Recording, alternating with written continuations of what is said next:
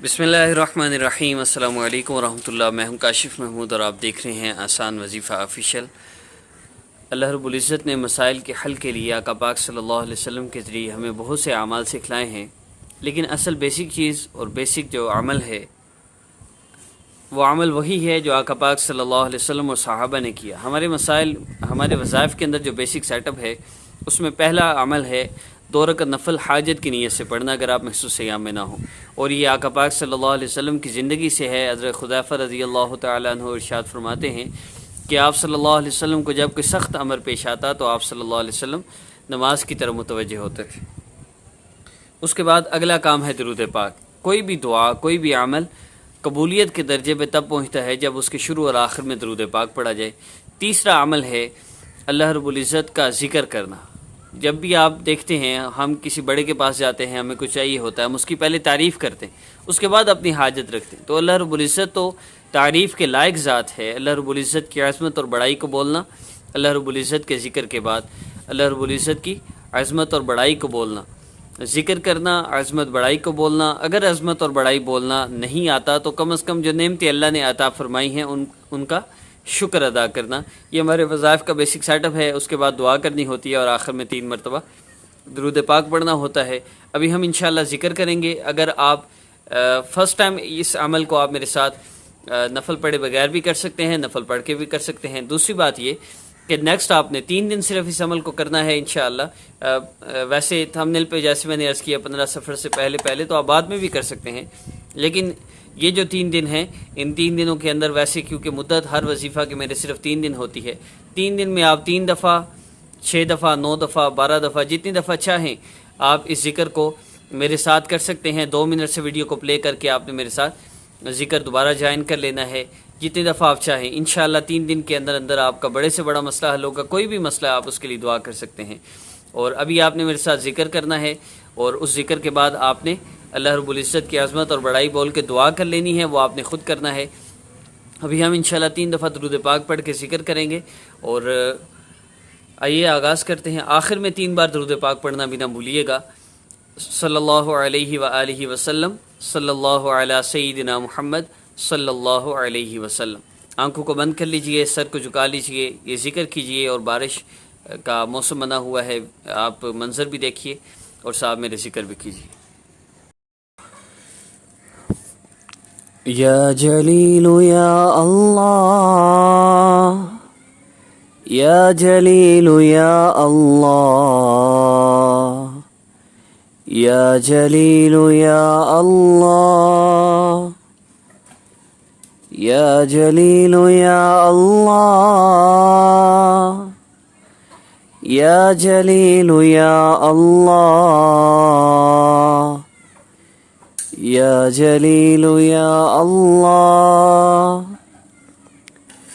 या जलीलु या अल्लाह,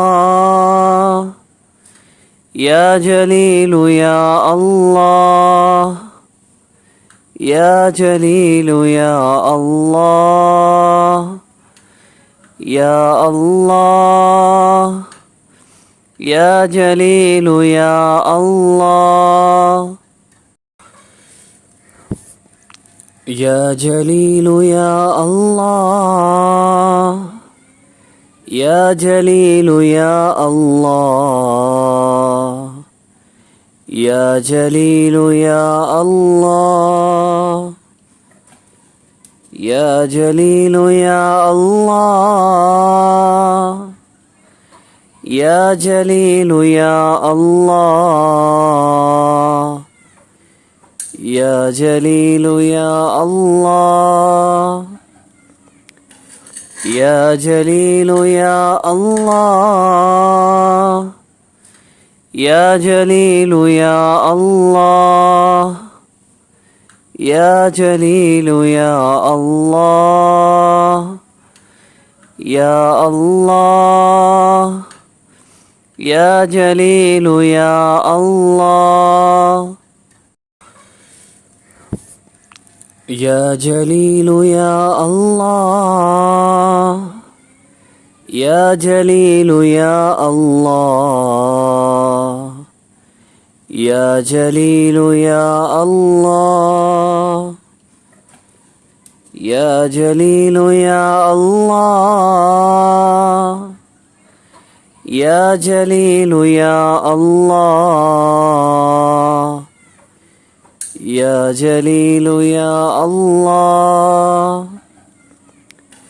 يا جليل يا الله يا جليل يا الله يا جليل يا الله يا الله يا جليل يا الله يا جليل يا الله يا جليل يا الله يا جليل يا الله يا جليل يا الله يا جليل يا الله يا جليل يا الله يا جليل يا الله يا جليل يا الله يا جليل يا الله يا الله يا جليل يا الله يا جليل يا الله يا جليل يا الله يا جليل يا الله يا جليل يا الله يا جليل يا الله يا جليل يا الله